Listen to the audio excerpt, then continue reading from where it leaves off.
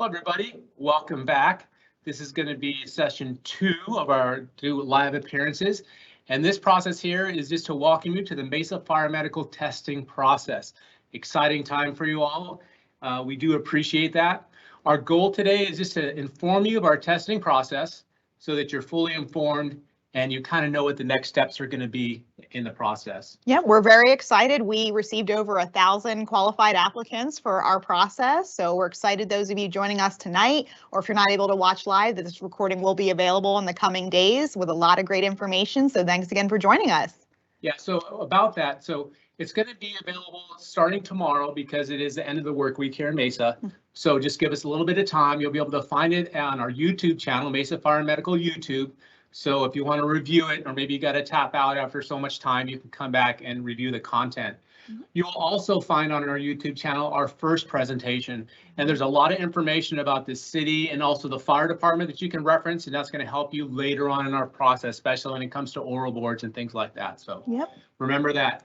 Just a little bit about how things are going to go today.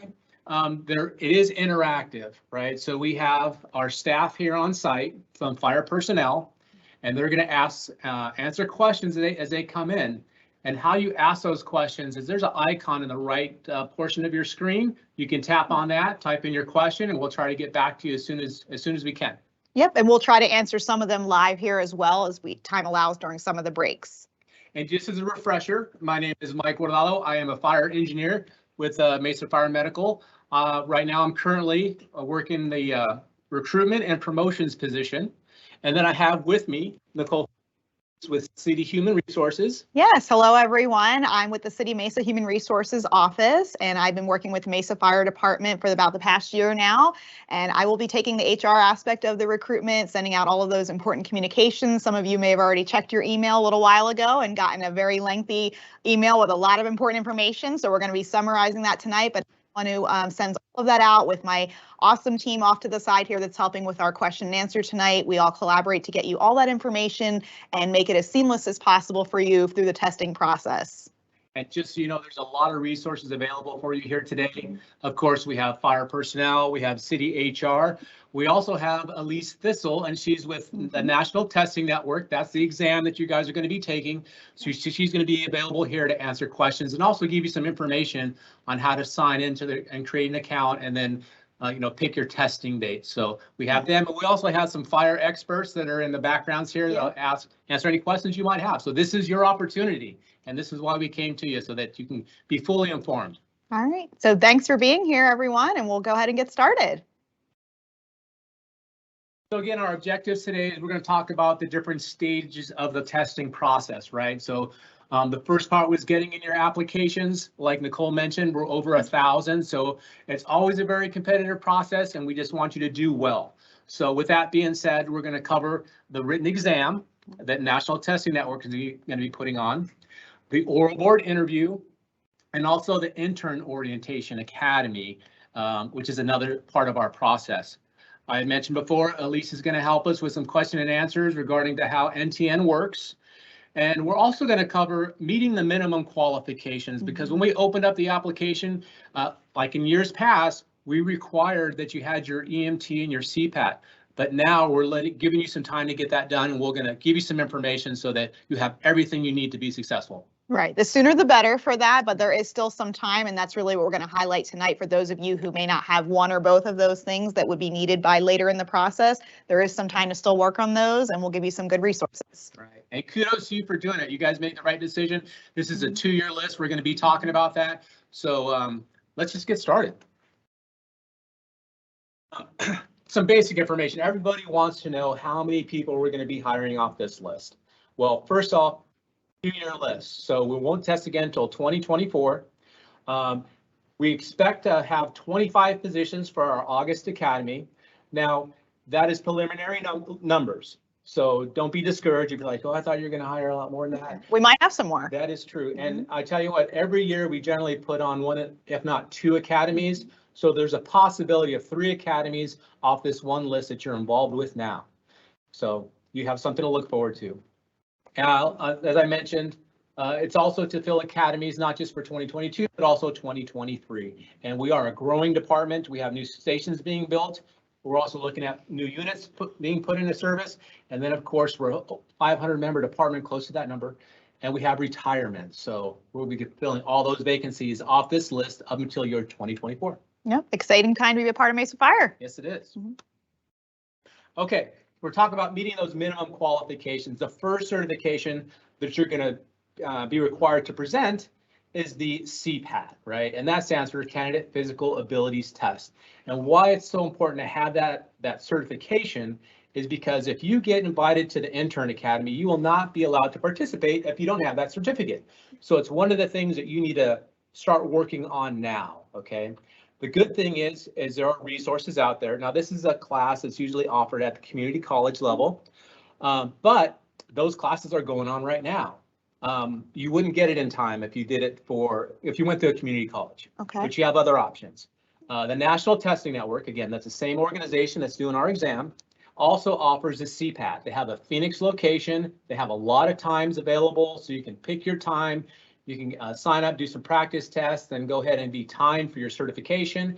And as long as that's done by May 13th, and that's the first day of our intern academy, you'll be good to go.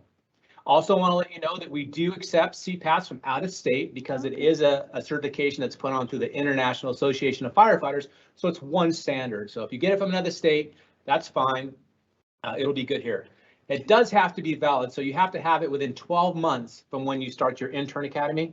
Okay, so that would be May 13th of 2021 then. So if someone did it 6 months ago or 8 months ago, they're still within that year. Right. Okay. Right. So again, this is something that you guys have been working hard for. You just want to make sure all these things are taken care of. So when the call comes, if you get that call, that you're prepared to accept that offer in order to participate in our recruitment process.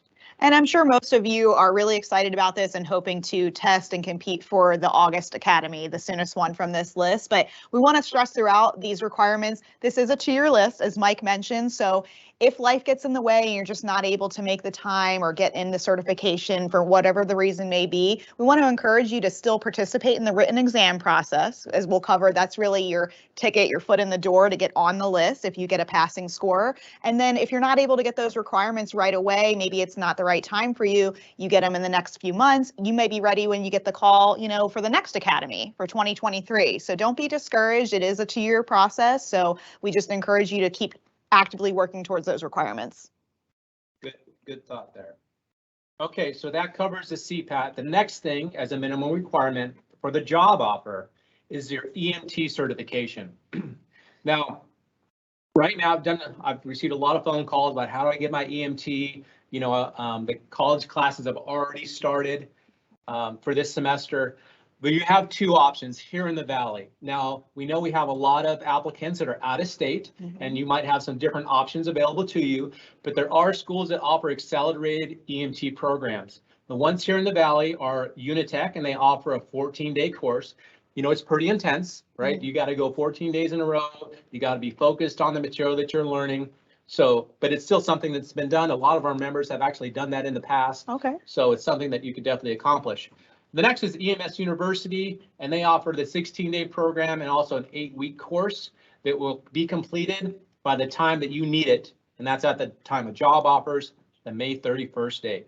So one of the things I want to emphasize is you need to get registered with these classes right away. They fill up quickly. They do. They have limited amount of classes and then limited seating, right? The classes are only so big. So if I didn't have my EMT, I'm in this process. I've committed a lot of time and energy. This is my moment to achieve that goal of mine of becoming a firefighter. Tomorrow, I'd be making these phone calls and getting into those classes, especially if you haven't had your EMT yet, right? That's why you'd be doing it. So I just want to encourage you guys to do that. And again, if you're from out of state, just look at the resources available to you in your local community. Yep. Okay, continuing with the out of state option. So like I had mentioned, we have some people out of state that applied for us. Thank you for doing that. We want to just let you know that you need your national registry. Okay, so if I was in Portland, Oregon, and I'm certified in the state of Oregon as an EMT, if you're not nationally certified, you can't transfer that over to Arizona and get an Arizona EMT. So what you would have to do is be nationally certified. Okay, so you need the national certification. Arizona, Would recognize that. accepts that, right? Okay. And then they'll issue your Arizona EMT, and we'll kind of talk about that in a little bit here. But yeah, you need your national registry. Another thing that I want to encourage you, I kind of took this right off their website because they are the experts. So I can give you information, right? And we want to kind of help you with that. But they are the ones that set the rules. So you have to make that contact. There's been questions out there like I'm EMT intermediate. How do I transfer that to Arizona? Because we really don't recognize that here. We don't have that certification. Mm-hmm. Can I become an EMT instead of the EMT, kind of downgrade? And there are options out there for you, but you just have to do the research yourself. Okay, so a lot of resources, we try to put that out here. We'll assist as we can. So there is a feasible process for translating from out of state into Arizona, but there are some additional steps. So do the research like Mike mentioned, and we'll guide you through that. And another helpful hint too is that this is all done through the Arizona Department of Health Services. You see the badge there, but you're really looking, because it can be kind of difficult to find, the Bureau of EMS and Trauma Systems. So that is who you're looking for, and they deal with the licensing and the certifications.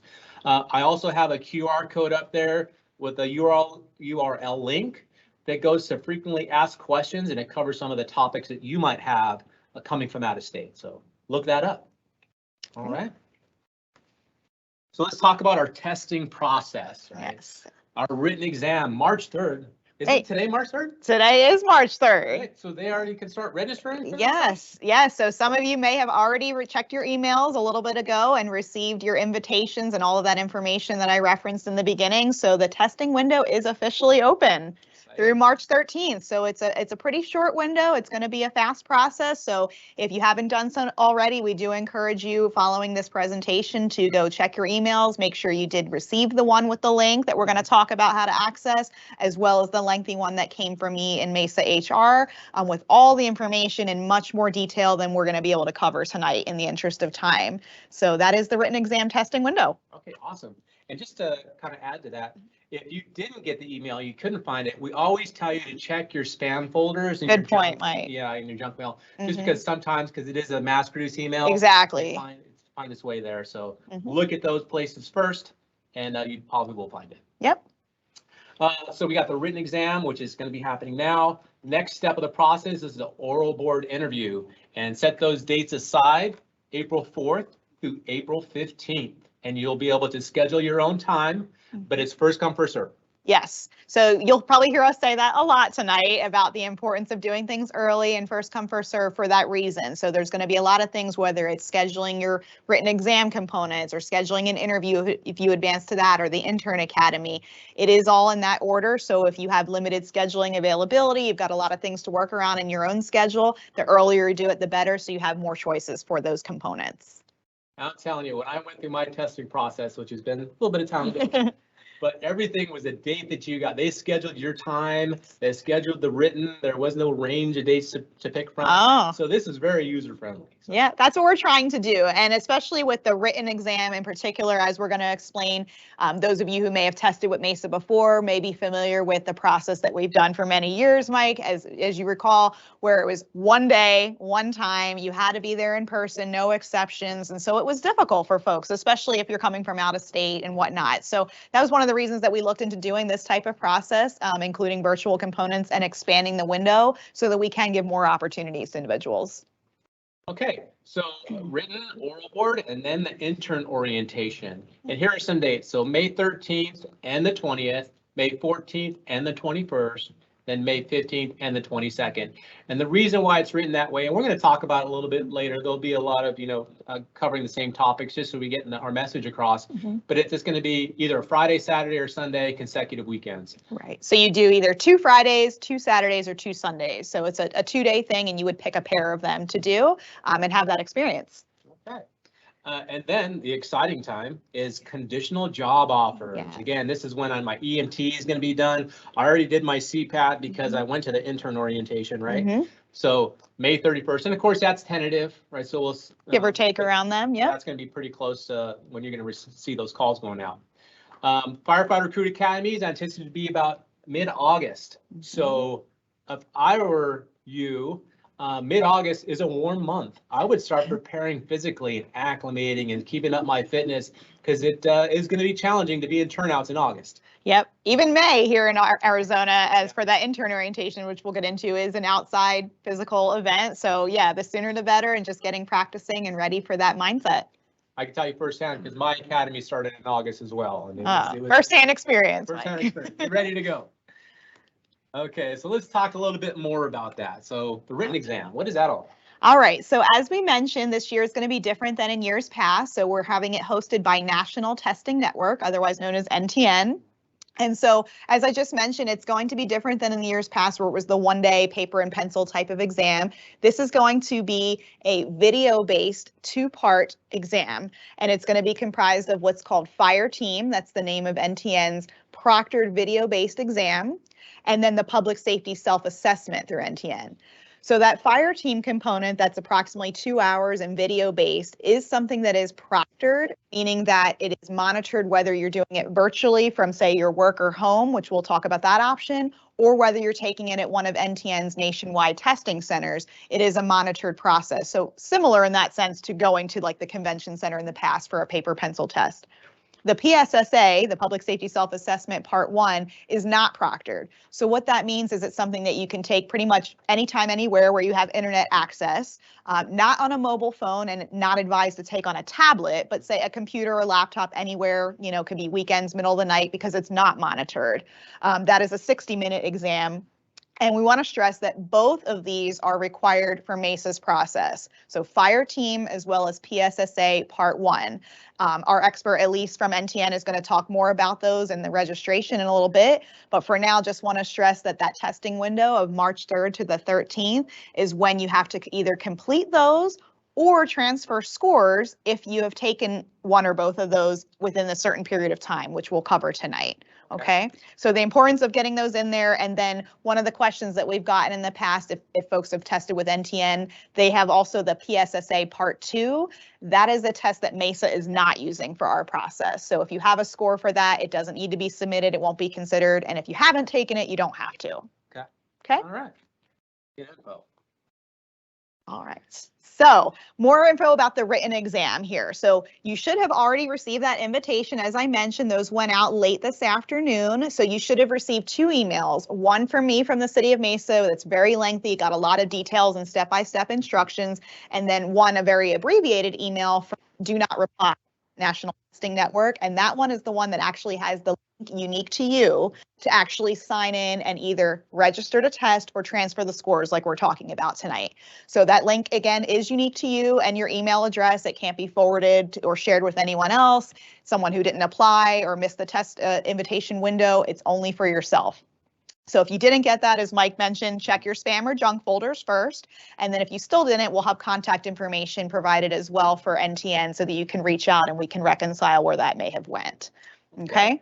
So that comes by email. So again, as I mentioned, the proctored Fire Team exam can be taken at any NTN nationwide testing center. They're in many states. I believe we have at least 3 in Arizona. There's Flagstaff, there's Tucson, and they have one down in Phoenix, probably. Yeah, by Chase Field. So not too bad. Okay. Off the 10. Yep. So they're nationwide, and that's an option, as well as the virtual option to take from your own location, which we'll talk a little bit more about that.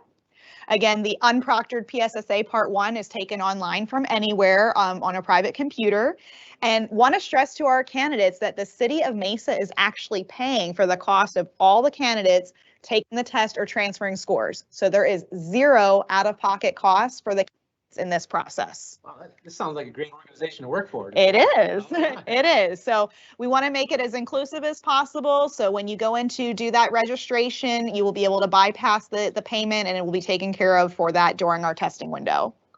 And you were mentioning something, if I don't mind, I'm going to add a little bit to the PSSA Part 1, because it is unproctored and you can take it from anywhere, but not everybody has a PC or a laptop available to them. And if you don't have those resources, you can also contact NTN and they will look at your options with you. And I don't know exactly what they are, but they do have that testing center, so I'm sure it has something to do with that. But Elise is here if you have any further questions on Yeah, that. and public libraries could be a good option as well, again, because it can be at a different location. So as long as it's, relatively quiet, if you wanted to wear a headset or something like that, but it's just any computer with internet access, really. So even a public library type of thing would be sufficient.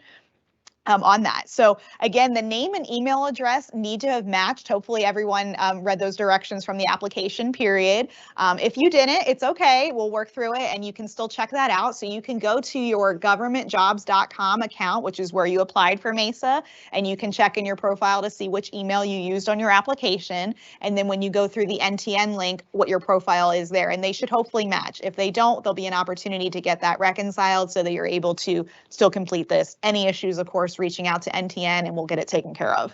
And just remember that time is of the essence. Yes. We've been emphasizing that, right? First come, first serve. And what we don't want you to do is just because you have a range of time to deal with, right? That you wait to the end, because then your options get smaller and smaller, and you just want to take care of these things as soon as you can. So if you don't have, the resources, make those arrangements, see what your options are.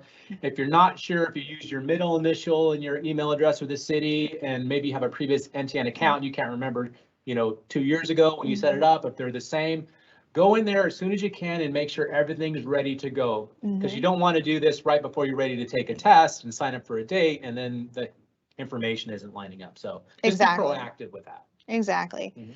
Looks like we have a question, Mike, before we move on here related to the written exam. So the question was, will we be provided review materials for the written test? So that's a great question.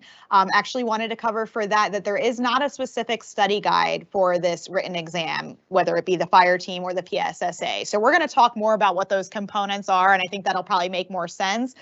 There's no background specifically required for this type of test because there's no specific background required for the firefighter position, right? It's entry level. Exactly. So there's not any type of review material or study guide if that's what the question is. So thank you. Okay. All right.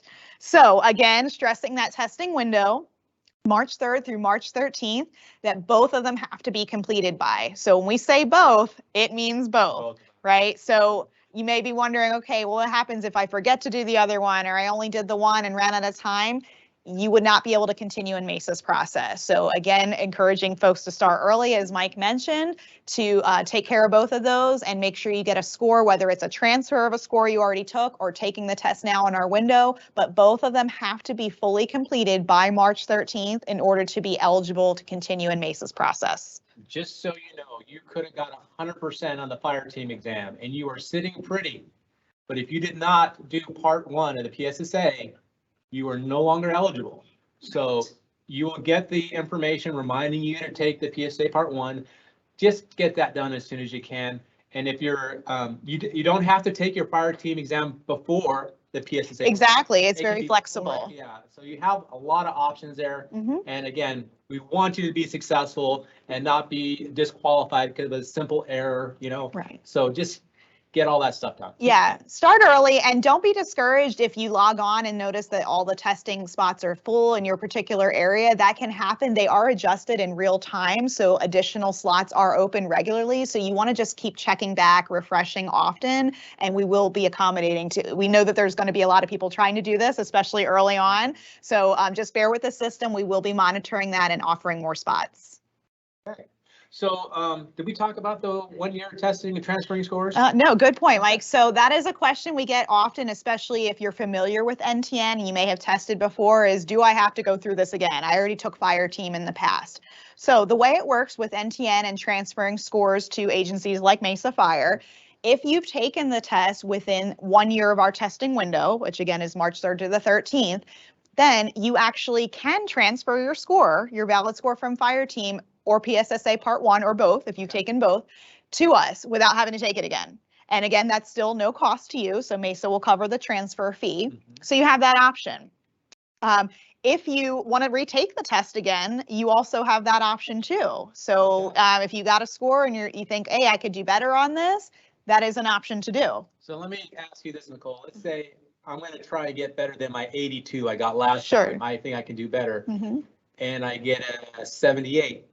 what score goes with me? That's a great question, Mike. So the way it works with NTN is they only count the most recent score. So if you were in that example to retake the test and you scored lower than you did before, it's only going to be that lower score that cancels. Okay. Or counts, I'm sorry. So with that having been said, that's an option that you have to do if you would like to take advantage of that. The only time that you don't have the option to do either or is if you've taken the test very recently. By recent, we're saying within the past 3 months. Okay. So if you've taken one of these tests in the last 3 months, then your only option is to transfer that score, whatever it may be. Okay. Okay, that's again another NTN rule. So that would be your option. So if it's between 3 and 12 months, then you make a choice, either transfer or you can take it again, but it would be whatever your most recent score is that is the one that counts. Okay, I'd like to add just a little bit more to that too, because Sure. the 3-month window, right? You're like, oh man, I wasn't happy with my score. I think I can do better. But let me tell you something. Just because maybe you've taken it again from a previous department, you did the NTN exam and it's been within 3 months, and you didn't, let's say, move on the process for that particular department. Well, each department is different. So the pass point is different for all departments. And while we're looking to hire 25 in this academy, maybe the department you're testing with was only accepting 3, so Sure. the cutoff was different. A lot of variables. So don't be discouraged. Be a part of our process, transfer your score, and just wait and to see what happens next, because there's really nothing to lose, right? Excellent advice, Mike. Definitely. Okay. All right, and then we have highlighted here in yellow on our presentation because it's very important. Scores are not transferred automatically. You have to select that option. So everyone got the email, as we said, and everyone has to take an action from here. Even if you've taken these tests in the past and it's been the last year, you have to click the link that's individual to you, go in through your account to either take the test or transfer the scores. There is no automatic transfer where Mesa Fire will just get your scores from NTN. So just want to stress that. We want to be as inclusive as possible. We're not trying to, give people all these rules to make it seem overly complicated. It's because we want to have your scores. We want you in our process, but we do have to adhere to deadlines as well. So it's not something that we want to deal with after this closes and folks didn't understand. Ask your questions now, ask throughout the window, and we're here to help. Exactly. So again, we're doing this for you to be successful. Yes. But I also want to highlight that you were sent information via email Mm-hmm. that is very specific. Mm-hmm. And while this is good information, it gives you a general overview, you should be referencing that document. Yes. And it should become familiar with you, because after seeing our presentation, oh, this is what Mike and Nicole were talking about. I understand this. Exactly. And that's how it should work. So always reference that document, because that's what's going to stand up. Yeah, this would be a really long and really boring presentation if we were just going to read verbatim from that. So we're not going to do that to bore you, but my team and I did work really hard on putting that together because it is a lot of important information. So when you have a moment, it just went out this afternoon, just go ahead and read that over. It goes through step by step in much more detail. We've got great links and FAQs and a lot of great resources for you out there, as well as contact information if you have further questions after that. All right, so on the written exam component, again, we talked about the option for the virtual testing, okay? So what that means is being able to take it, say at your home or your work, some private location, other than going to a physical test center site. So it's a convenient option. I mean, a lot of people like that. You don't have to drive somewhere, but there are specific computer system requirements that have to be met. So again, in the interest of time, we're not going to be getting into a ton of detail about that on here tonight. Elise may touch on a little bit of it when she gets into her presentation with the NTN specific. But there are, again, a lot more information in the links I provided in that email about what your testing room would need to look like, what computer system and updates and minimum standards you would need to have. So we encourage you to check that out if that's an option that you want to pursue. Right, and that's what's kind of nice. We talked about before, having the options. Yes. So if you're comfortable working with your computer system and you're up on the latest technology, that's going to be a natural fit for you. Maybe you can prepare ahead of time and get everything set up. But remember, there's also the physical locations. Exactly. Yeah, so there's something for everyone that's really inclusive, again, nationwide, as opposed to just having the one day of testing here in Mesa, Arizona. So we'll go over that and then choose the one that's best for you. Regardless of which one you choose, whether you're planning to go to an NTN site or if you're going to do the virtual option, again, stressing schedule your test early so that you have more options of your preferred date and time. Okay. Good advice. All right. So with the written exam reasonable accommodations, if you have a disability that may require a reasonable accommodation for one or both of the tests that are going to be part of our process, there is a process to fill out for that consideration. There's a reasonable accommodation request form, and more information on that was in the email that was provided today. There's a link to the form in there that you would need to complete with the required documentation and sending it back by March 7th at 8 a.m., which that's coming up fast. That's actually Monday. So it's not that, we're trying to make it a short window. It's because the overall testing window is less than 2 weeks, right? So we need some time to review that once it comes in, assess it, and then if an accommodation is to be made, to have enough time to make that implementation and schedule you. So that's the reason there. We want to just point out on here that we're saying to fax it in. The form actually says fax or mail, but in the interest of time, since it is only a few days away, we ask that you just fax that in so that we get it by Monday morning, and there's plenty of time for us to work that out for you. Right.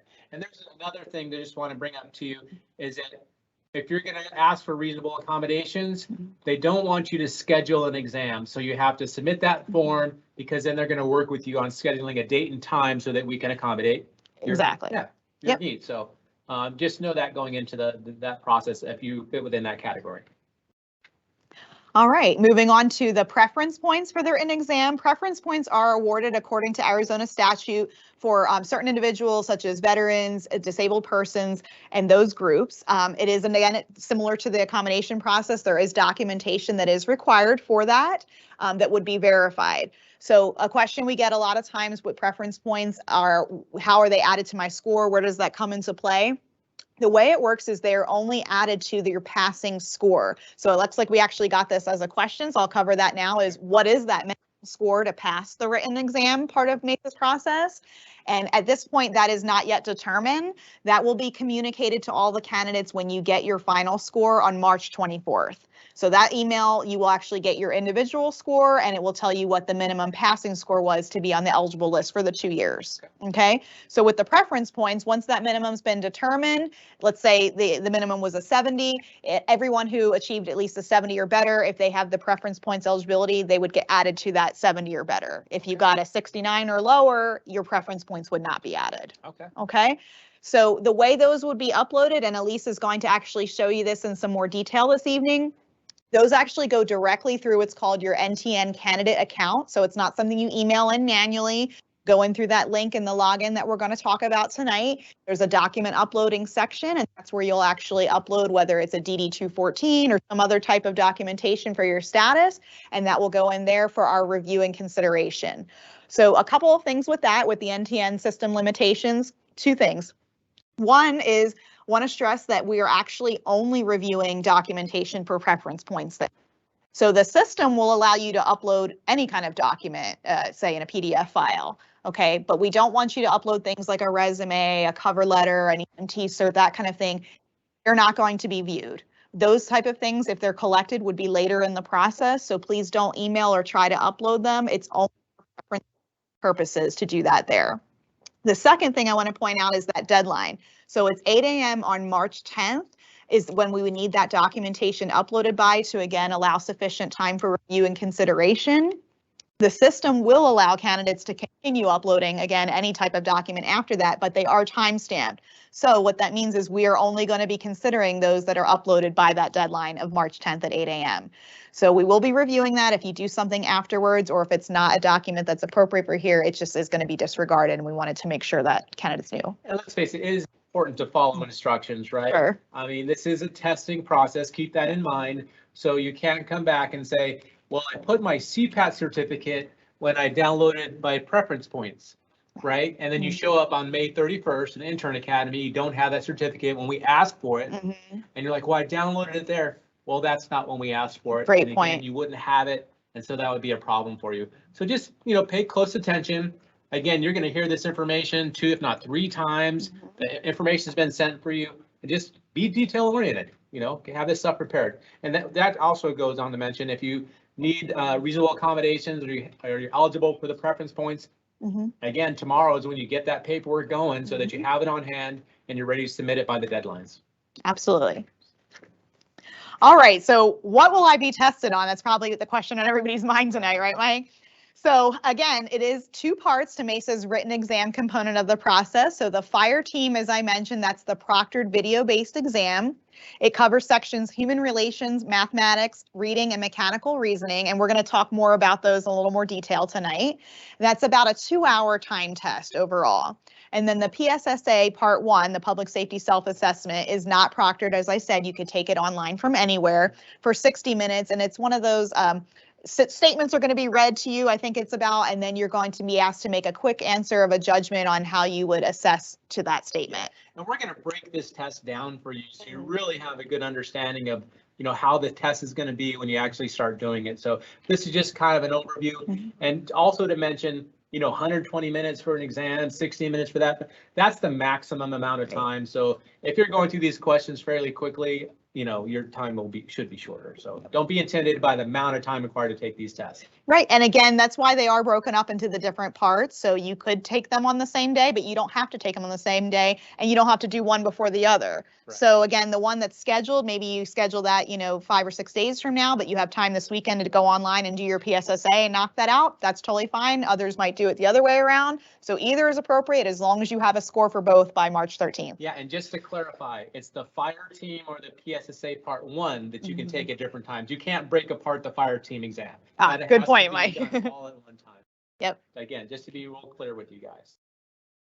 All right, so moving on to the fire team exam, Mike's going to talk about those and get into some more detail so you know what to expect, because again, a lot of our candidates are used to having taken a basic paper and pencil test, and you can flip through and go back and forth, mark questions to come back to and that kind of thing. So if you're not familiar with an NTN video type test, we really wanted to put this on so you have a better understanding and you're not in a shock when you go into this testing environment. Yeah, and this is something important that we're looking at, human relations. Think about a career with the fire department.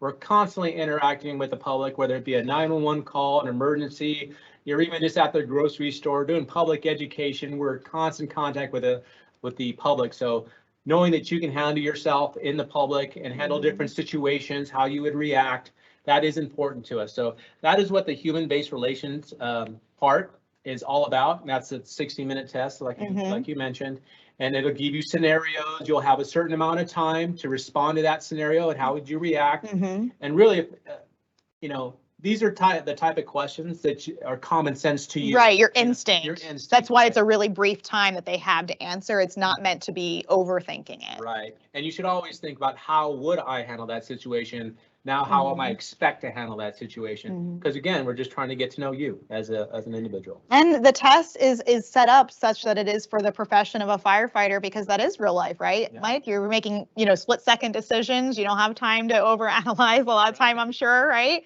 So that's really the purpose, is that you don't need that experience, but this is assessing, how successful someone could be in this type of career. Right. Again, and I'm not exactly sure on the scenarios, but you don't need any experience as a firefighter to do these type of tests, right? This is an entry-level exam. You don't have to have that experience coming in. And, we're going to train you on that. You're going to go through a 17-week academy. You're going to go into the field as a probationary firefighter under constant supervision.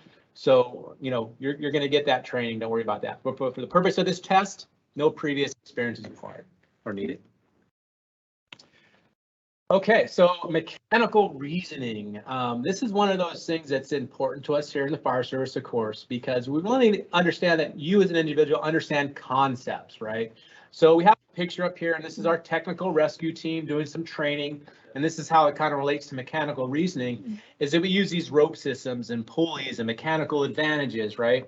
And again, starting the academy, we don't expect you to know these things. We're going to teach them to you, but we need to know that you have a basic understanding of mechanical reasoning, and this is going to evaluate that. And this is a 30-minute test, basic principles. I believe, again, it's a video based, right? Yep. It's a video that's going to play continuous, but you only have a brief time to answer your questions. And only see the question once. And you only see it once. And that was the same thing with the human relations. Exactly. You're only going to see these once, so you kind of have to go with it. And this would be the same experience whether you're taking it at the testing center or taking it virtually proctored at home. It's still going to play continuously, so you're not getting a different experience or more time from one versus the other. Right. And that's like system operations and troubleshooting. And that's kind of what we do as for a living. We troubleshoot things. Okay, There's so very nobody else to related. call after 911, we're it. So we expect you guys to be able to troubleshoot out there. Yep. Okay, so fire team math. The good thing about this is it's only a 14-minute test. All right, Right, that's great. But no, really, we use math, of course, every day in our profession, whether it comes to doing drug calculations, right? We have one of our engineers here at the pump panel, and she's figuring out our hydraulic equations, getting the right pressure to the lines. So it really is something we use every day, and we need to know that you're proficient in your math. Now, we're not expecting higher level math as engineer, although the position does say engineer. We don't expect the 8 years of schooling or 4 years of schooling to get that. But it's just really basic math. So we're talking about multiplication, division, and subtraction. Yep. So things you'd learn basically, you should know by junior high, really.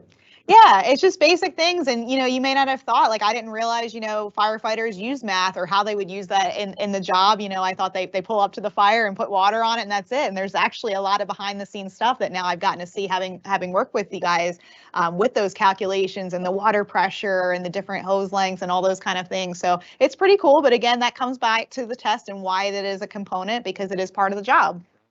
And just a little bit more about the test. The questions are presented out loud. These are designed so that you should be able to answer them in your head. Again, it's simple, basic math in this entry-level position. And again, you'll see a video that shows you a math portion, and then you will answer the question appropriately. On a continuous basis. Yep. Okay, reading test. So reading's part of being a firefighter too, Mike? I'll tell you, I'm not one of those guys that picks up the book on the weekends, but I'll tell you what, we do a lot of reading on the department. Okay. Typical day of the firefighter, of course, he checks off his equipment, cleans up things around the station, gets prepared for call. And then on the downtime, there's a lot of training, reviewing materials, right? Going over presentations that we have to do almost on a daily basis. But in your academy, 17 weeks long, you'll be going over the essentials of firefighting. And that's going to be kind of done on your own time. So you have to be able to read the information and be able to comprehend what you're reading. Also, we have an example of one of our hazmat firefighters here. And if you've taken that hazmat portion through your studies, you know that everything we do in hazmat is based on research. So again, going through all those materials and softwares to, convey that information to the commander. So reading is important. All right, and that is a 6-minute portion of the test. Again, multiple choice reading questions. So it'd be in the format of a short passage that would be presented to you where you would then fill in the appropriate blanks. Right, so the PSSA part 1, right? So again, a 60-minute test that does not need to be scheduled because again, you can take it from any time and anywhere. Again, reminder, can't be taken from a cell phone though, and they suggest not to take it from a tablet because sometimes there's compatibility issues with that as well. But a laptop, computer, from home work, that kind of thing is absolutely appropriate. It is separate from the fire team exam. Okay, so you don't need to do them on the same day, as I said, because it is a lot of time obviously involved in all these parts there. If you're transferring a score that doesn't include the PSSA part 1, you'll be prompted to take it. So let's say you've taken the fire team exam previously for another agency, you're going to transfer that. If you didn't take PSSA part 1, you would still need to take that with us. Okay, so again, both of them are required by March 13th. And we still pay for that too. Absolutely. Yep. So if you need to take 1 or transfer 1 or take 2 or transfer 2, any combination of what you need to do to get us 2 scores, basically, we are paying for. So no out-of-pocket cost there. So it looks like we actually had a question related to that. Can we retake the fire team exam but keep a current PSSA score? So the answer to that is yes. So there are 2 separate scores uploaded. If you're eligible to transfer, again, if it was more than the 3 months but less than a year, so you don't have to do both as a package deal. Okay. So you can make that choice. Great question.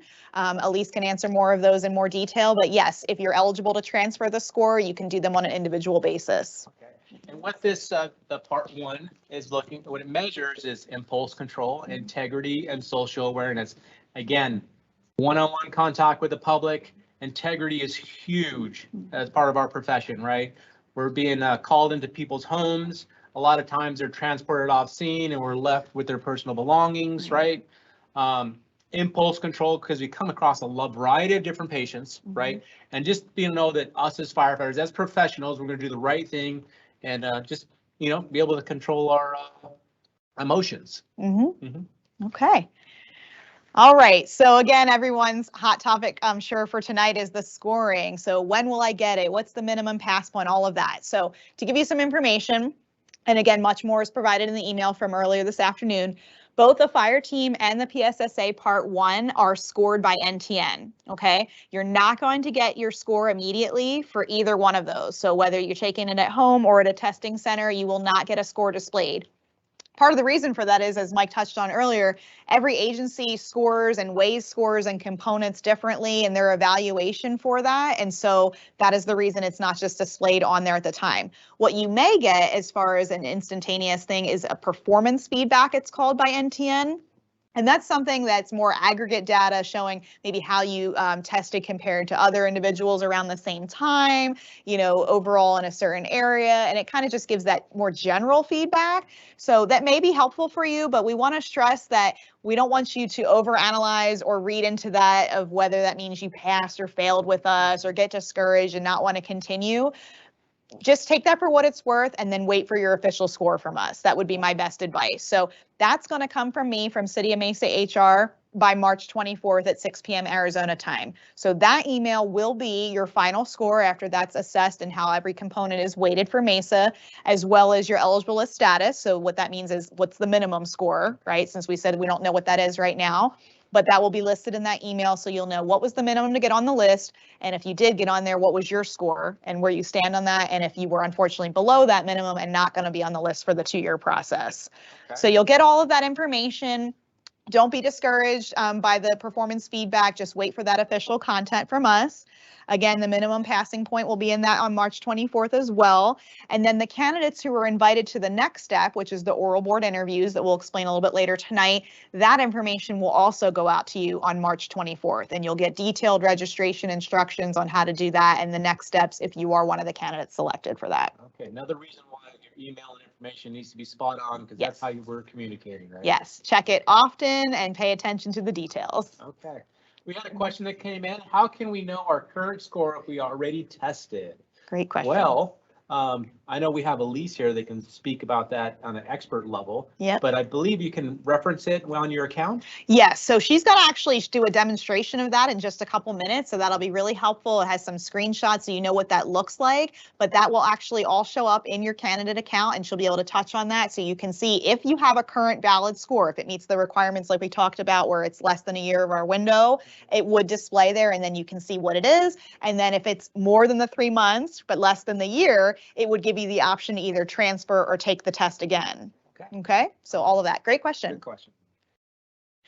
All right, so that brings us to our portion for the NTN with Elise. We're very fortunate to have her with us this evening. So she's going to go over things like creating that account, logging in, the system requirements, and all of that, and showing folks what that looks like, the document uploading I mentioned earlier for the preference points, just so you have some familiarity. Again, it's just a high-level overview. You'll be able to watch this again later when this is uploaded, as well as refer to the information. But this information here, the contact there, that's really key. If you do have any questions, if you have any hiccups with the technology or you can't see something in your account, don't hesitate to call. Again, call earlier in the process. They do have some pretty good hours there. It looks like extended business hours Monday to Friday, as well as a half day Saturdays.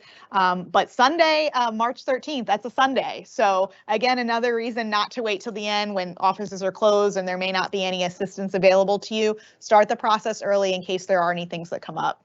Perfect. Okay, so with that, I think we're going to turn it over to Elise with NTN and she will present some helpful information. Hey everybody, I'm Elise Thistle. I'm the operations manager with National Testing Network. Thank you so much for inviting me here today to speak. Very excited to be working with you all. I'm going to be sharing my screen here with you in just a second. Perfect.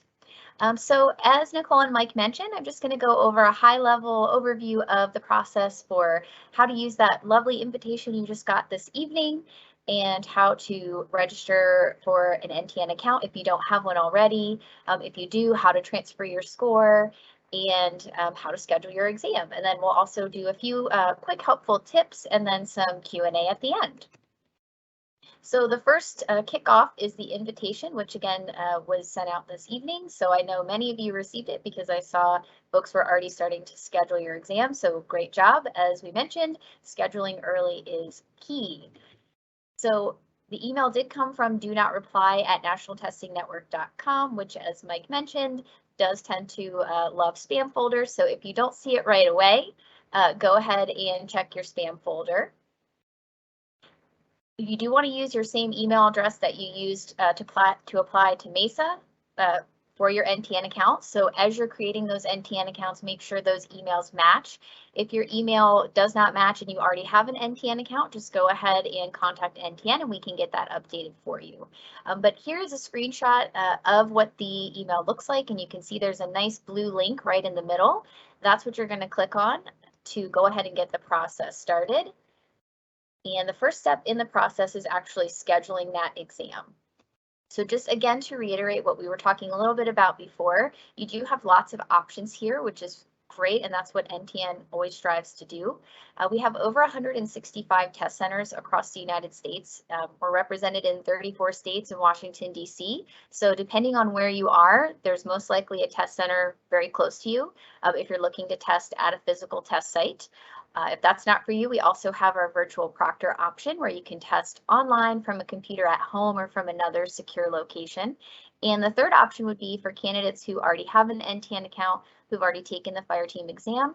If you have a current valid test score, you can actually transfer that score to Mesa so you don't have to keep retaking the exam. So once you click that link in that invitation email, you're going to come to this landing page here, where we're going to enter NTN scheduler. So you're going to notice that we have virtual testing right at the top. If that's what you're interested in, you're going to click that blue box. If you're preferring to test at a physical test site, you're going to look for the state closest to you. You can go ahead and click on the state is listed in alphabetical order. And once you click on this blue box, it'll expand and show you all of the test centers that are located within that state. So first, we're going to talk a little bit about virtual testing for candidates who are choosing that option. Virtual testing means you're testing from a computer at home or in another secure location. And as Nicole and Mike mentioned, there are quite a few requirements that you have to meet with technical requirements to make that work on your computer. We have a very detailed FAQ section on our website, so please check that out. As you're scheduling the exam, there will even be a link for you to click on to review some of those technical requirements and make sure that you can meet those requirements before you schedule the exam. So if you know right out of the gate that that's not going to work, you're definitely going to want to go ahead and choose a physical location in your area. For folks who have already scheduled an exam, I know we're getting some questions about, can I change my test location? Can I change my test time? Yes, you absolutely can. If you have any issues with that, you can contact our NTN candidate support and we'll get that switched for you. But you can change if you were virtual and you want a physical or vice versa, we can switch that for you, or we can even adjust the date and time. If you are selecting a physical test location, as I mentioned, you're going to click on the blue state that you're interested in and it will pop open with the options in that state. Anything that's grayed out is not currently open, but anything that's bold that has that little radio dial button there, you can select. So you'll go ahead and pick the test site you would like to test at. And there will be a red continue button at the bottom of your screen. So you're going to go ahead and hit that. This will take you next into our scheduler, which looks like a calendar. So you're going to be looking at the gray sessions are open, the red sessions are full. So anything that's gray, you can go ahead and click into to select. And again, as we mentioned, we do tend to just keep adding sessions as things fill up. So if you don't see something right away, just keep refreshing and checking back or give us a call. We do update that almost hourly. So just keep looking if you don't see something that you quite like for your schedule. And once you pick your test location, date, and time, you're going to come to this confirmation page here. You're going to want to read this carefully and just make sure you have the correct job displayed, you have the correct test date, test time, test location, review everything, make sure it looks great. And then you're going to go ahead and click the continue button. I did want to point out, though, that as we mentioned, Mesa is covering the cost for the exam. So a lot of people see this $55 or the $12 and they get very nervous and call us. That's okay. When you click the red continue button, that will zero out and you'll have a $0 balance. It just shows as a total here. So don't panic if you see that. Just go ahead and click the red continue button, and then it will take you either to sign into your NTN account if you have a score and you're an existing candidate in our candidate pool, or you will create a new account if you have never tested with us before. So this is going to be the next page you land on, and as you can see in the middle, there's a blue button for folks who are registering for a new account. And then below that, there is a space to enter the email and password for your NTN account if you're a current user. So first, we're going to look at how to create an account, and then we'll talk about how to transfer a score. So for creating a new account, we're going to select the Register for a New Account button. And that's going to take us into this screen here where we're going to go ahead and enter in all of the required fields, and you'll scroll down. There's a little bit more information than what I've screen grabbed here. And then we'll hit the blue Continue button. If you had put in your username and password, this would be the next screen that you would see if you're transferring an existing score. So you're going to see, again, everything in here you want to confirm, the right date, time, location. You can see everything zeroed out, so nothing is due, but you just want to make sure everything looks good, and you're going to hit that red complete order button at the bottom.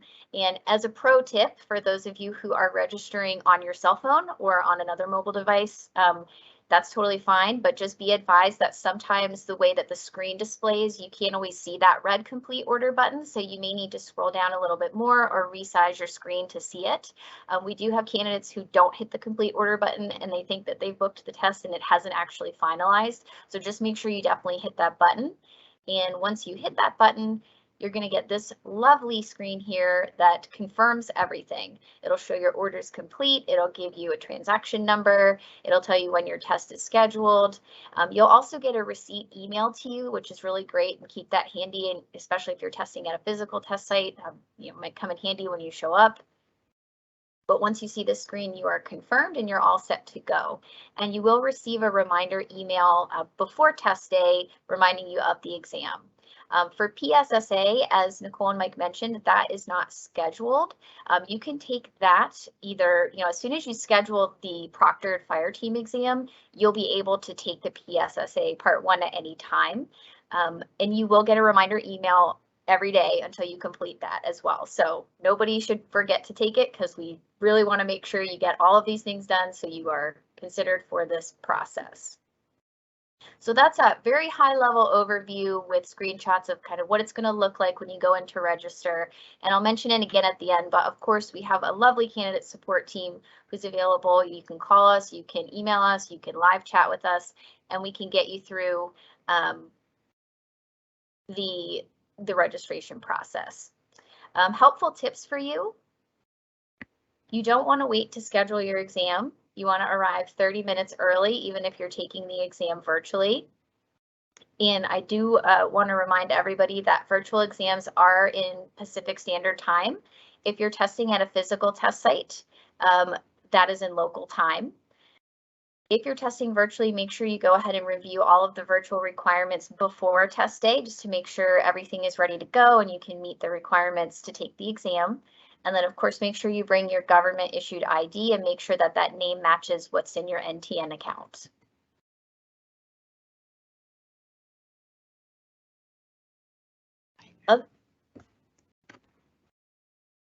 Other requirements that we have for Mesa, as we mentioned, would be the public safety self-assessment, Part 1. Part 2 is not required for this process, but Part 1 is. And that can be taken online through your candidate account. It can be taken at any time. I'm just going to share my screen again because I think my screen.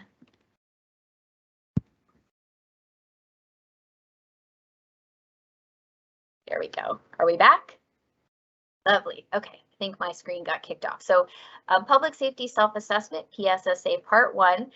This is just a snapshot of what it's going to look like down at the bottom of this slide here.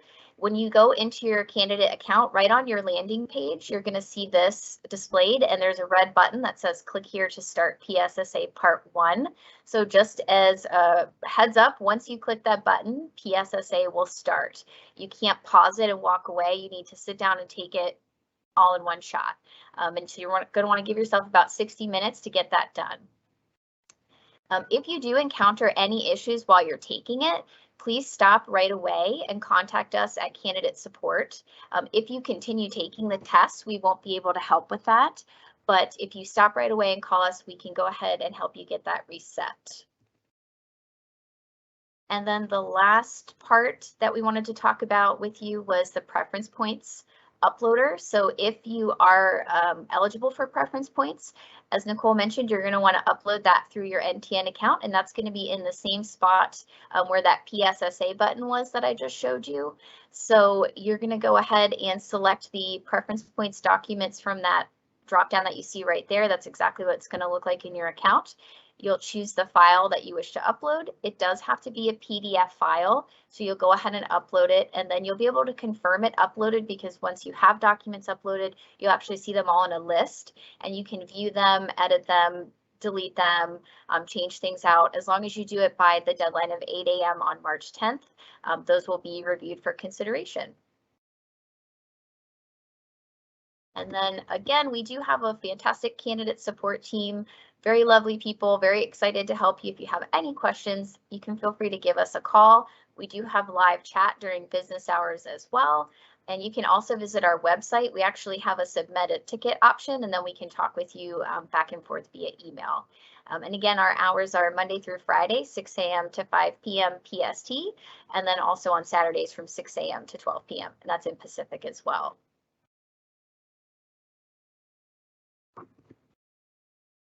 With that, I think now we are ready for questions.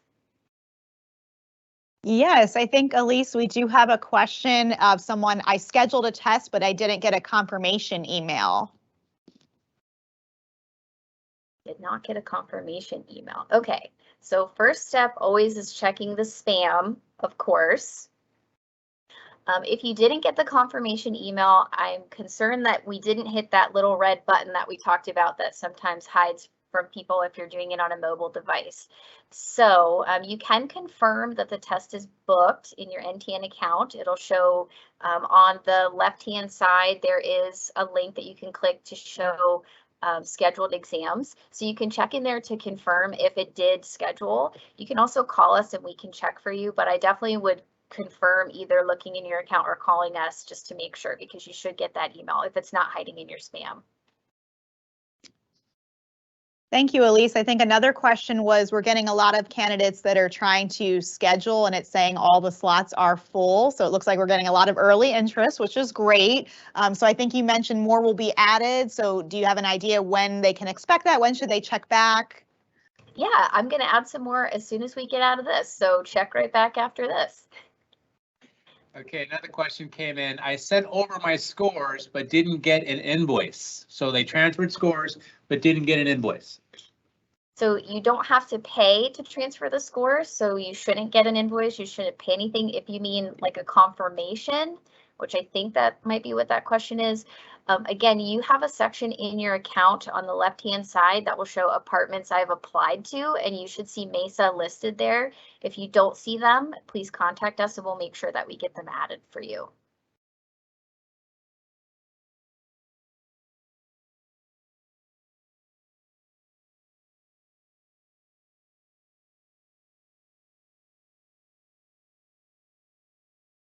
Or team be okay to upload?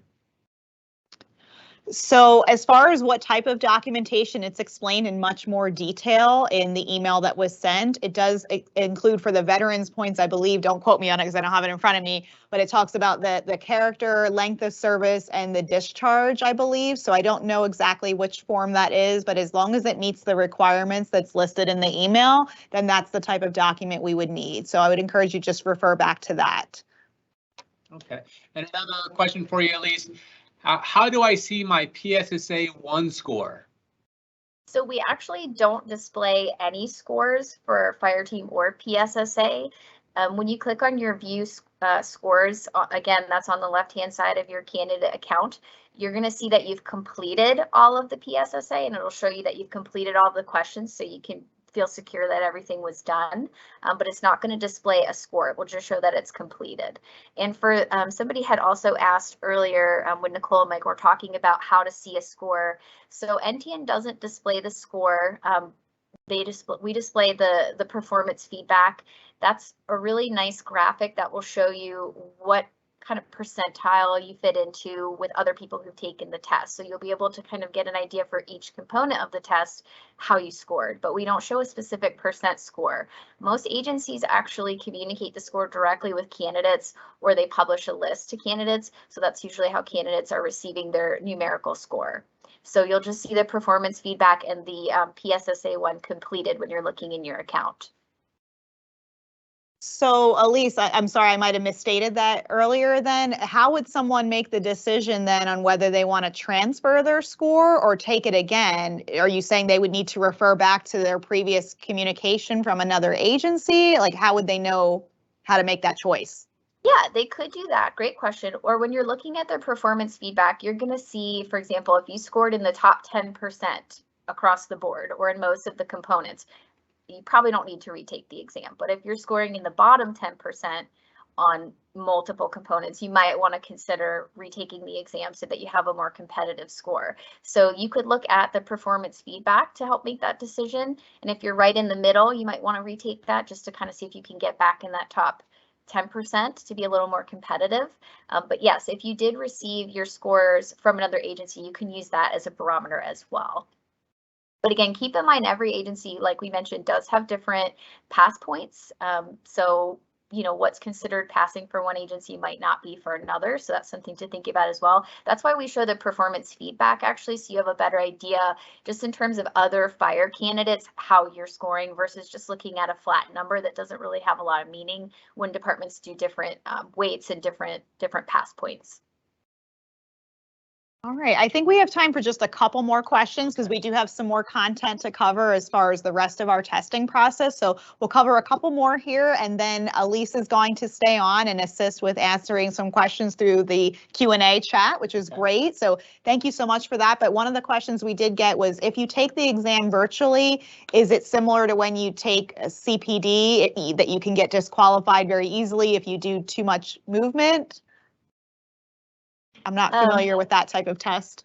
I'm not either. CPD, I've seen it in the document, yeah.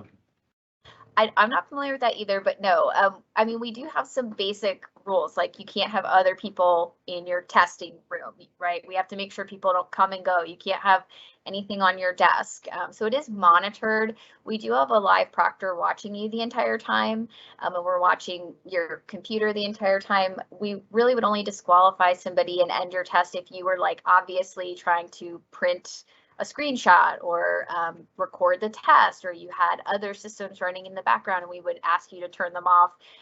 And then if you didn't, we would end the exam. So there's a really extensive FAQ about what is allowed and not allowed in the virtual environment, because we do have to, make sure the testing process is fair and equitable for everybody and, protect the exam. So definitely review those. But yes, if you move around a lot, that's okay. Just don't try to steal the test or cheat, and you'll be okay. That's actually a great question, because I did read that in the document, right? And it does mention excessive movement, but again, I guess that's up to the proctor to determine what's excessive. But if you're a person that tends to be fidgety during test time, and you're concerned about that, remember, you always have the option to show up in person. So good it's reminder. Not your only, option to take the test. All right, so we'll got two more questions and then we're going to move on with the presentation. So Elise, someone asked, this is a good one. I guess maybe they scheduled a time slot already because there was only something available and they wanted to get one in there. Maybe it's not their ideal time though. So can they reschedule their virtual test once new slots open? Can they supersede the old one, or how does that work? Yeah, so they can change their own test time within 7 days, but since we're in a shorter window, you're probably going to have to contact NTM, but we can absolutely do that. We can change the location if you were physical and you want to go virtual, or maybe you try virtual and it doesn't end up working out and you want to go to a physical test site, or you just want to change your time around. We can definitely do that. So just give us a call. Very good. And then our final question that we'll cover live here. My NTN account has a section that says the application is required. Is that a separate application? Do you know what that would be referring to? I think we're talking about the personal history questionnaire, or the PHQ, which is like a long application. So it's not required. A lot of agencies on NTN do use that. So if you're planning on applying to multiple departments, we would recommend you fill it out, but it's not required for Mesa. So you don't need to do that for this process, but it is an option, you know, if you are applying to multiple agencies. It does take a while to fill out. So that's why we recommend everybody, probably about 18 to 20 pages. So we recommend just have it filled out in case you apply to somebody that is requiring it. But again, it's not required for this process. All right. Well, thank you so much, Elise. We really appreciate you participating in our event this evening. Very helpful. I'm sure the candidates found it valuable as well. And again, they can watch the recording when it is available separately tomorrow on our YouTube channel. So thank you so much. And then we appreciate you staying online as well to stick with that and answer some more questions in the Q&A. Thanks so much for having me. Okay. And so now that I just have your quick moment, I just want to re-emphasize that NTN is a subject matter expert when it comes to the fire team exam. So if you have questions, call NTN, contact NTN. You're not going to get the answers you're looking for if you contact the city of Mesa. So that's why she was here, to answer some of those questions. That's why we're sharing the contact information. It's not only here in our presentation, but also the information you've been sent via email. So again, contact NTN for anything fire teams related, or PSSA Part 1. Great reminder, Mike. All right, so moving on, the rest of our presentation this evening is going to focus on the other components of our process. So the interviews, the intern orientation through the offers. So we're going to touch on the interviews next. Okay, so the oral board interview. I like to think of the written exam as a ticket to the show, right? So you're going to do well on that exam. The next part is the oral board interview. And just so you know, we have a wide range of people here that have been testing a few times, and some people, this might be your first test. So we're going to cover some basic information. In the past, Mesa has done 2 oral boards. That has changed. Now we are only doing 1 oral board. So with that being said, you want to show up prepared, okay? Our oral boards are scheduled for April 4th through the 15th. Put that time aside. The board is going to be comprised of 3 members from our department. So the 3 members that you're going to be working with when you're on a truck: the captain, engineer, and firefighter, okay? And they're going to be your evaluators. Again, we're emphasizing that you become familiar with the process, because it's not a typical interview. Okay? Not at all. It's not interactive. We're having a conversation back and forth, and I ask you, oh, tell me more about that, Sam. I'd like to know a little bit more about that. It is not that way. We're going to give you time to prepare. So you'll see the questions ahead of time. You'll be able to review the questions, take some notes, okay? That's something that's actually kind of nice that Mesa does, because not all departments do that. And so you'll see your questions. You'll arrive on the oral board, a quick introduction. They'll tell you how the setup is and the time. And then they'll start with a question. Are you ready? They'll start with a question, and then the time is yours. So again, you want to be prepared. You want to know how to respond to these questions. And this is really where we see a lot of movement between the highly qualified and just qualified. So this really separates the pack. So one opportunity to get this right. We encourage you to get some practice in. Your first oral board shouldn't be the time that you're scheduled for. You should have done many oral boards before that. We call them mock boards to prepare yourself. So timing yourself, practicing questions, taking notes and how you would refer to them, and just trying to simulate it, because like Mike said, it's not natural if you haven't been through it before. It's called a board for a reason, because it's just a board of individuals that will face you, and they're going to read the question, and that's your only interaction. So I remember my first interview for my civilian position 8 years ago. I thought I failed it, honestly. Obviously I did okay. I'm still here, but it was not interactive. It wasn't what I expected. And so that is great advice. And we'll show you some other resources and ideas for preparing, so that you know what to expect walking in and you can do the best that you can. As far as those interviews too, Mike, you've touched on the dates there. We want to clarify for candidates, because we get asked this a lot. Will those be virtual or in person, or an option of both? The answer is they are required to be in person, with the exception only of active duty military or National Guard if you're deployed and you're not able to be here in Mesa. But otherwise, regardless if you're out of state, if you have to travel, they are required to be in person during that window. So again, one of those first come, first serve. Exactly. Get your time reserved so you can make your flight arrangements. Exactly. And pick the day and time that works best for you. So making sure to check those emails frequently because they could go out at any time. We always tell you when we may send them out at the latest, but if we can send them out sooner, we do. So you want to check it regularly. So if that comes out, ready to go and you get invited and you're excited about the process, you can choose your pick of the day and times. Right, and that's it. Mesa Fire Department, we're a great organization here. We like to accommodate as much as we can, but we can't accommodate you if you contact us last minute and you need a specific time because that's the only flight that you can get. You need to make those arrangements early. Exactly. Okay, and here's a document that you're going to see with some of the information if you get selected to participate in the oral board. And this is basically, we want you to be successful, right? So we're going to give you some helpful hints. Sharpen your firefighter recruit interview skills. Now we understand that this is not a document that you can read right now. It's really small print in this presentation. It's just to make you aware that we're sending you some information out there to make you more successful, right? So you know what to expect. Because I talked about it, it's a pretty unique experience when you're talking to somebody's the top of their head as they're taking notes, and you're like, how am I doing? I don't have any feedback here, but that is the process. Exactly.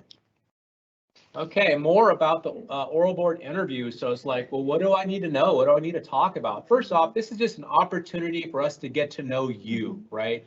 And how you're going to fit into our organization, why you chose us to come work for, right? So it would be a good idea to just do some investigation about our department, right? Now, we don't expect you to know everything that's going on with the City of Mesa Fire Medical, but we do want you to be familiar. Like, this is an organization that I see myself spending a 25-year career with, right? This has opportunities for me. I like the way they run their programs, so on and so forth. But I also included a copy of our mission statement, and we kind of reviewed this on our first video, so you can refer back to that for some more information. But again, another document that you can reference, like, hey, I see that their mission statement is care, compassion, accountability, respect, and excellence. And I am a compassionate person. I can relate. I can empathize with people. That's a virtue that I have, that it's going to make me a good firefighter. I'm accountable. I get my training done on time. I'm on top of my certifications. So again, you're fitting into our organization, right? So you're like, this is a good fit for you, and you're a good fit for us. So it's a good document to review. Right, learning about the department, and then again, preparing for these types of questions because it is an entry-level position. As we stressed in our first presentation, you don't need to have a fire service or medical type of background. The questions aren't going to be related to that. You're not going to be set up for failure if you don't have that. It's going to be about your own life experiences, work, school, volunteer, education, those kind of things that you could tie in and show us how you can fit in and make this a career and be successful. And like I had mentioned, there are organizations out there that help you, and we'll get to that in just a bit. Might be here in the next slide. Here we go, Mike. You read our mind. So affinity groups we have out there, you'll see United Black Firefighters, Valley Women's, Fire Vets for Veterans, East Valley Hispanic Bomberos, right? And these are organizations out there that are inclusive. They will help anybody. So if you're not a veteran, you can still go and be a part of the Fire Vet group, right? And what do they work with you? So the oral board we've been talking about, they're going to help you with oral boards, right? They're going to set you up for success, help you out with physical conditioning, kind of let you know how fire departments operate, right? There's culture within the fire department. So these are, if you don't know anybody, I didn't know anybody when I was testing for fire, right? And so you get in touch with these organizations and they just kind of help you through the process. I do also want to mention that I've been talking with the East Valley Hispanic Bomberos. And again, you don't have to be Hispanic or Latino to be part of that organization. Okay.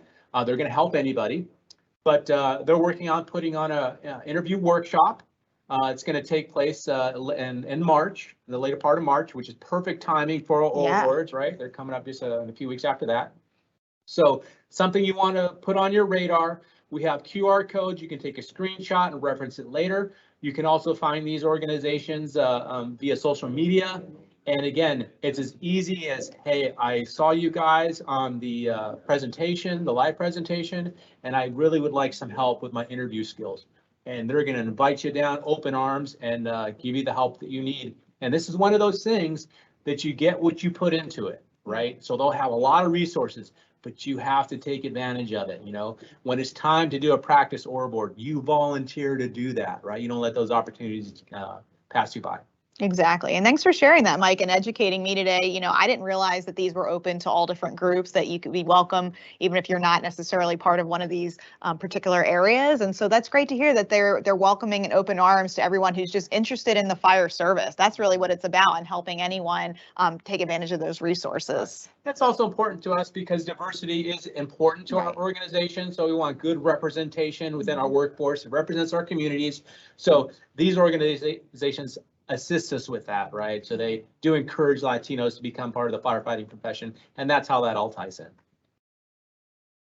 Okay, the intern orientation. We talked about the dates before, but as a quick review, it'll be over the weekend. Right. You pick either Friday, Saturday, or Sunday. Yep, a pair of them. So that's what those dates are grouped there, the 13th and 20th, 14th and 21st, or the 15th and 22nd. So there are 2 days.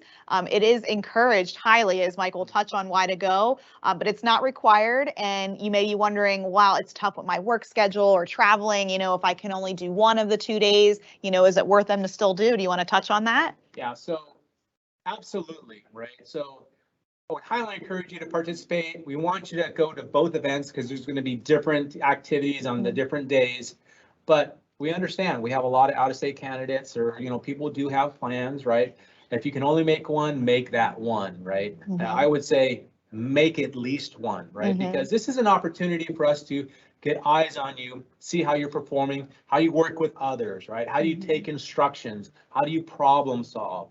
Are you afraid to interact with the instructors out there, right? Because we need people that are engaged when they don't understand something. They're not afraid to ask a question. They're just trying to wing it, right? Because we don't do that when we're out there, you know, running these calls. We have to know what we're doing.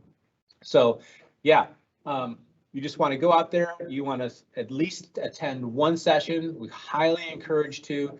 This is not just us evaluating you, but it's also a time for you to evaluate us. It takes place at our training academy. So it's at a different location. They're going to run it like a day in the academy. So you can say, hey, look, yeah, this is something that's really fits within my wheelhouse. A preview. Yeah. And I like the way they do things here. Can't wait to get that job offer from Mesa. So again, you're evaluating us and how we do things. We're evaluating you and how you do things. Okay, yeah, that sounds like a great opportunity to take part in. And again, so it sounds like one is better than none. Ideally do 2, but if you can only do 1, do that, because it really is a completely different setting to see the candidates in than, say, a written exam that's just behind a computer and an oral board that's not interactive. This is a highly interactive event over the course of a couple days, and really getting to know you as a person and showcase. Yeah, this is the last stage of the testing process. If you've made it this far, kudos to you. You want to show them what you have and what you have to offer our organization by attending these intern orientation academies. Okay, so what to expect? We kind of talked a little bit about this, but you know, you start in the morning, 7 o'clock in the morning till 4 o'clock. About when you show up, you're going to be doing individual tasks and also team-related tasks. We talked about working within a team. Once you arrive at the training facility, you'll be checked in. There'll also be another, I believe they have a preview date, so they kind of set you up on what you need to do, what you need to bring, and how the process will go on before that weekend. Oh, okay. So there's a time that you can attend where they're going to educate you on the process as well. But once you arrive, you're not allowed to leave. So you'll be on the grounds. You want to bring fluids with you that you like to drink. Of course, we'll have water out there. Also, if you like lunch, right? So you need to bring stuff, snacks to eat throughout the day, because it's going to be busy. It's going to be active. There'll be a workout. So if you want to keep yourself, well nourished, to bring those things with you as well. What else we got? And preparing for that as well. So, you know, it is May in Arizona, so it's getting into our hot and summer season. So I want to talk about that. This is going to be outside and physical in the elements. So you are now part of the process. So you should always be focused on your physical conditioning, right? Because the firefighting profession is very physically active and demanding. And a lot of people say out of country, other firefighters, like, how do you do firefighting when it's like 115 degrees outside? I could never do that. And I respond back on, how can you do firefighting back east with frozen hose lines and frozen turnout gear, you know? So it's really all what you're used to. But I can tell you, you have to be ready. So you have to be acclimated. And acclimation doesn't start the week before intern academy, because it's possible to be in the high 90s, even 100. You'll be issued turnout gears. The last time I went through, they issued turnout gears to the candidates. And so you'll be in that gear. You might be working in that gear. So again, get yourself physically ready to participate in that.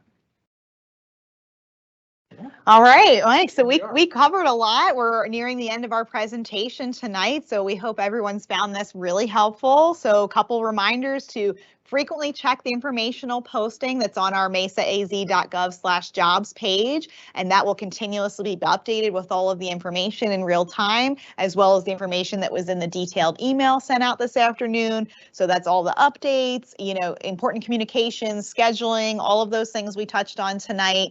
As we mentioned, it is a lot of information, so we're not putting it out there to bore you. It's there for your benefit. So please do take the time to read it. It will answer a lot of your questions and give you the steps to make it an easier process for you so you don't miss a deadline or a requirement. That's why we do it. And hopefully some of the questions were helpful tonight. I think we have a few minutes to maybe answer a few more live, and we'll take some of those now. Yeah, sure. Okay. Good. All right. So we got a question. If I'm active duty military and won't be out by August Academy, but I want to be considered for the future academies because we said it's a 2-year list, when would I communicate that to you? So I would say that's not even really something that needs to be communicated. Really, the only thing with the military that would be, and we would communicate this at the interview stage if you were invited, would be reaching out to make arrangements for a possible virtual interview process if you were deployed at that time. Otherwise, it's not. I mean, if you're not available for that August Academy and you qualify, you'd stay on the list. So you would stay on there. You're not disqualified or anything. So we thank you for your service and encourage you to stay in the process. Yeah, so really, it's if you got a phone call, right, then you'd have to explain to them you wouldn't be available and then work it out at that point in time. So you don't have to communicate ahead of time. You just have to address that if you receive that phone call. Yep. So, all right. And then another question for the intern orientation, can I do a Friday of week 1 and a Sunday of week 2 if they're coming from out of state or even here? That's a great question. So Mike, I don't think we can do that. Can you want to explain why? Yeah, so the way that the intern academy is planned out is there's days that you're doing the same thing, right? So it's planned. So if you're attending a Friday, the following Friday is going to be doing something different. Right? And then also there's so many slots available. So those slots fill up. And if you have somebody that's already, chose the Sunday, well, they're planning on going the next Sunday and you're taking that spot away from them. So it affects somebody else. Yeah. So if you can only do one, like we mentioned before, do one. We understand that life does happen. Yep. Good question. And then a question received, when and how do we submit our CPAT? So that would be later in the process as far as that. This year we may or may not do it the same or different, but I believe in the past it was to be brought to the intern orientation and it was collected hard copy there. So we'll probably do that, but that information would be communicated closer when we get to that point. Yeah. So. Great question. Yeah. And thanks for the viewers. We have a lot of people online that have been participating and asking great questions. Yep. Hopefully you received the information that you were looking for. I do want to emphasize again, this was general information. Please refer to the documentation. Also, fire teams related questions, contact NTN. You can always contact me as well. I do handle the recruitment process. So you can reach out to me to any individual questions specific to our testing process, and I'll be happy to talk to you. All right. Well, thank you all again for attending. The recording will be posted on the YouTube channel sometime tomorrow and then on the Mesa Fire recruitment page early next week, as well as that jobs page that I mentioned. So you'll be able to watch it and get all that information as well, or if you missed it here this evening. And then as far as the next steps from here, I know that question we touched on earlier with the slots being filled up. So as Elise mentioned, she may even already be working on it. The slots are going to continually open, so don't be discouraged if they still look full. Just keep refreshing and checking back often.